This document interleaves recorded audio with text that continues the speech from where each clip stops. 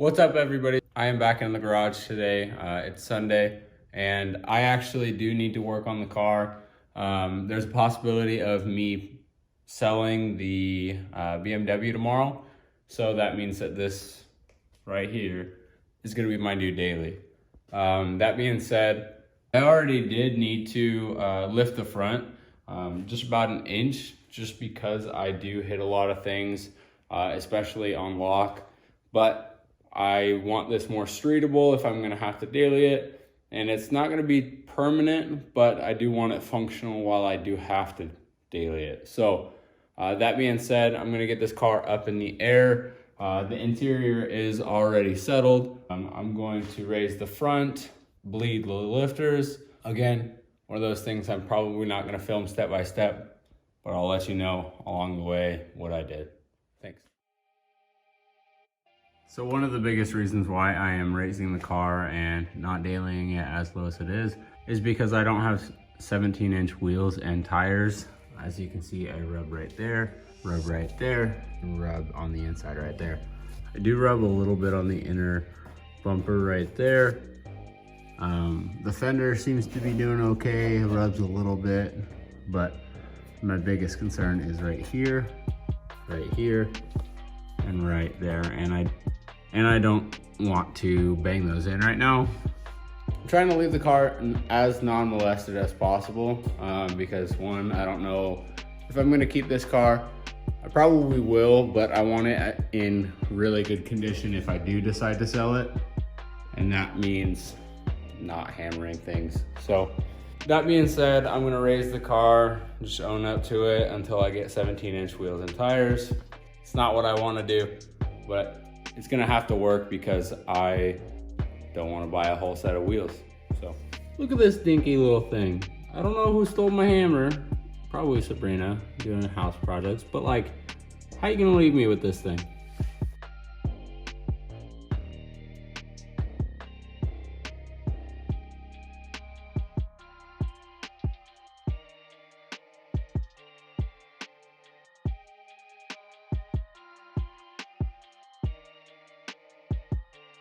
The thing about raising and lowering your car is like even the littlest bit can make a big difference on the wheel itself. I only did about 1/4 inch and it's probably gonna drop the whole assembly about 1/2 inch. So what I'm gonna do is make sure that I have it set up on one side before I end up doing it on the other side. What I'm looking for is basically the top of the tire on the lip. I would like it to be lower, but you know, we'll see, I guess.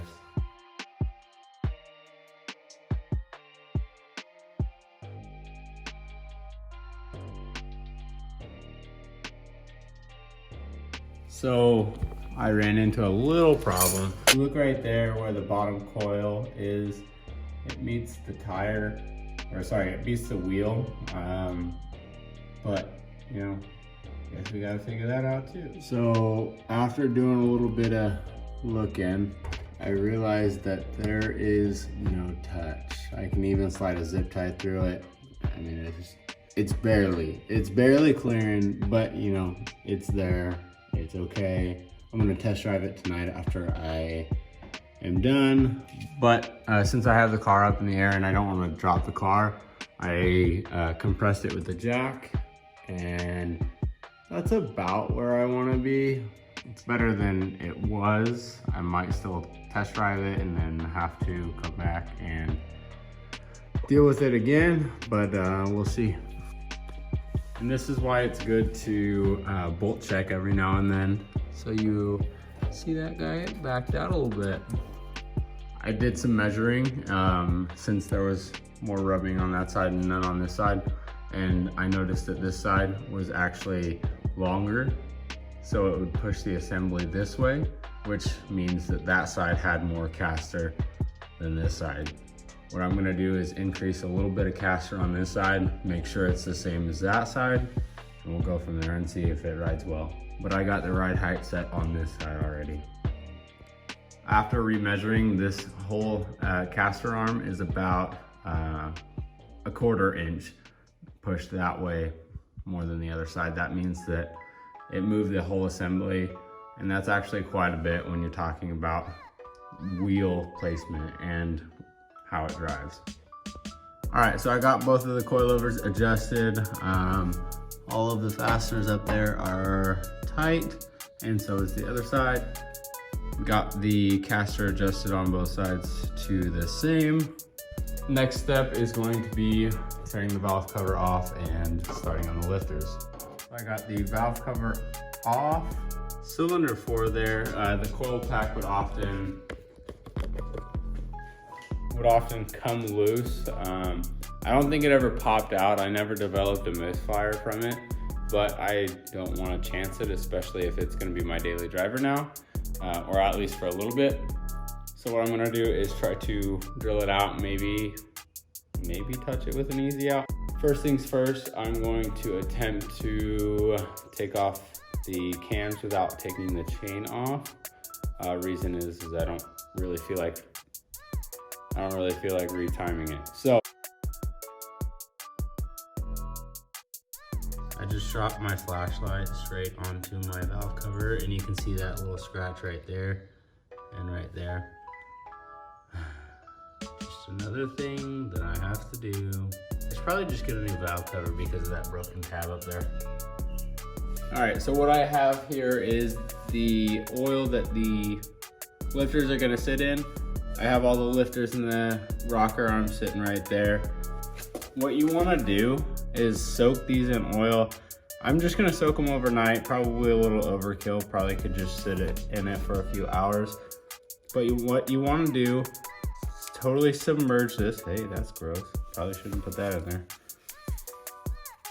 But I use an Allen key. If you have a pick that small, you can use that, whatever works. Shove it in that hole right there, submerge it, and then compress that. You'll see all of the air bubbles come up. Hopefully you guys can see that. Hopefully you guys can see this. When I compress it,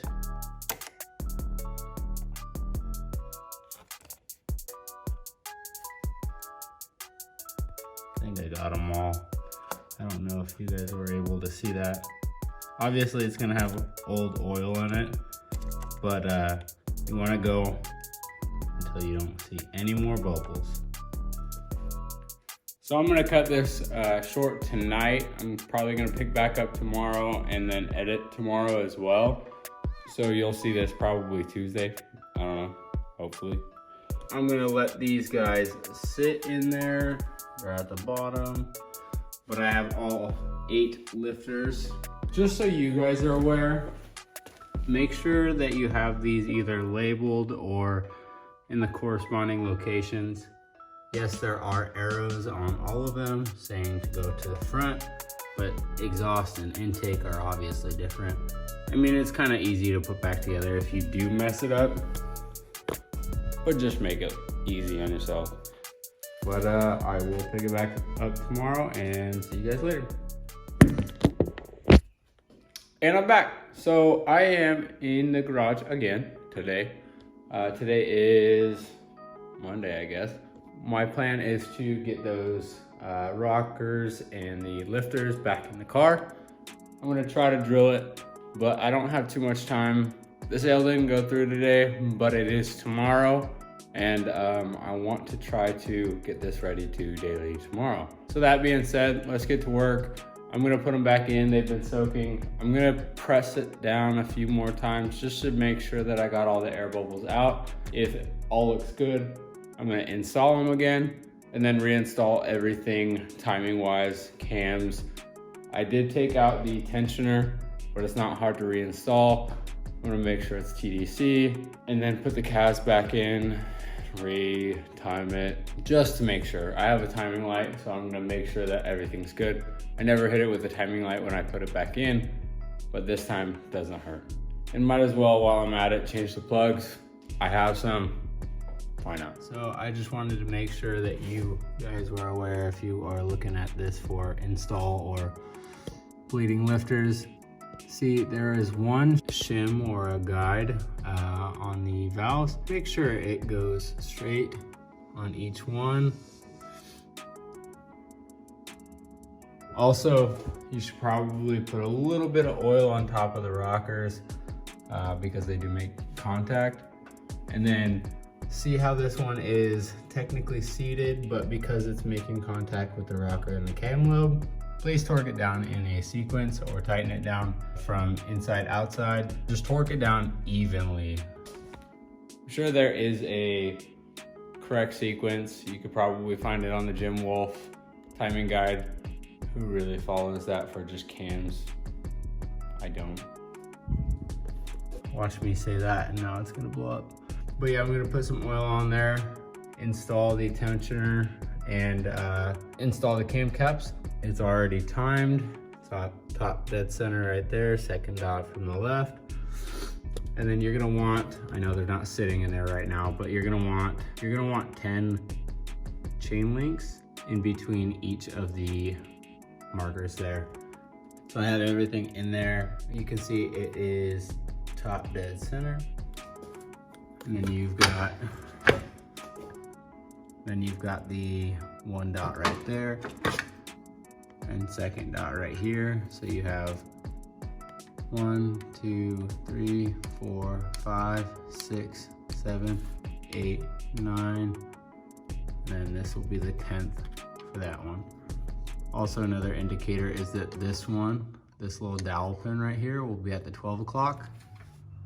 This one will be at the 10 o'clock. As long as the cam sprockets are in there correctly, the cam lobes on the first cylinder will be pointed out.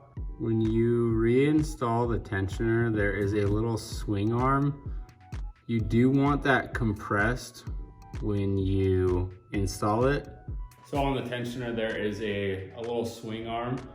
If you're looking at the engine from the front and the first cam or the first cylinder is towards you, you'll put it into it. You want the whole tensioner compressed and that swing arm on that, I don't know, I guess a little dowel or whatever it's called, a little pin that's out there to hold it in place. You'll put the tensioner in there while it's at top dead center, preferably. I don't think it's required, but when you put that in there, make sure the cams are tight. When you crank it down, then that tensioner will create pressure and that chain will tighten up. After the cams are installed, all torqued down and the tensioner is tight, spin it a few times, make sure that it doesn't jump any teeth. Install a cam angle sensor while it's at top dead center, and then you are good to, well, I'm gonna start putting my spark plugs in, put the valve cover back on, and start her up. And just like that, it is done. So I ended up not drilling out the 2 spark plug holes for the fasteners. The only reason why I didn't do that is because I didn't feel like I had time. But if you didn't know, obviously this thing is super fragile. Don't tighten these down too tight. My Milwaukee was on too high when I cracked that corner, but it is on there with the gasket, so it is good. It wasn't leaking before, so not gonna worry about it. Got the cam angle sensor plugged in, coil packs are on. I'm gonna go ahead and start it and check timing with the timing light. All right, so it did, but it didn't fix the tick. I honestly think I might need new lifters because it got really quiet, but it's still making a little bit of tick. The top timing chain guide, everybody takes that out and mine is already out, so it's not chain slap, I don't think. I guess it could be hitting the lower guides. I don't think that's causing the issue. But like I said, I did beat on it. The sound got quieter, but it didn't go away. So I might just have a pretty stuck lifter. I'm not too sure.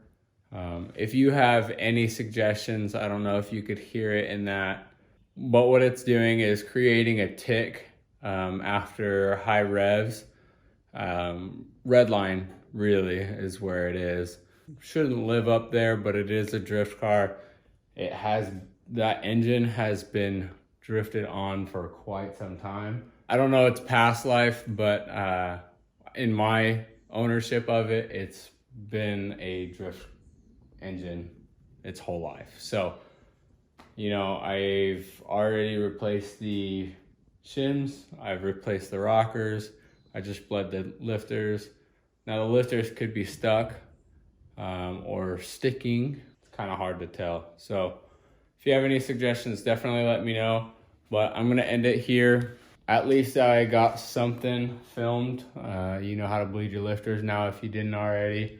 But if you did, thanks for watching anyways, I guess. It's not like it's too detrimental though. So I'm still gonna drift it. I'm just gonna try to figure out what the issue is. I could still drive it, it drives fine. Definitely gonna need to align it. After raising it a little bit, it doesn't rub, but it does vibrate quite a bit because when I pulled caster, it pulled toe as well. So obviously suspension geometry, when you move one, it moves the rest. Definitely align at least toe, but then get it on the alignment rack and check caster as well. Thanks for watching. Go ahead and like, comment, subscribe. If you have any feedback, that'd be great. Let me know what you guys want to see. Thanks.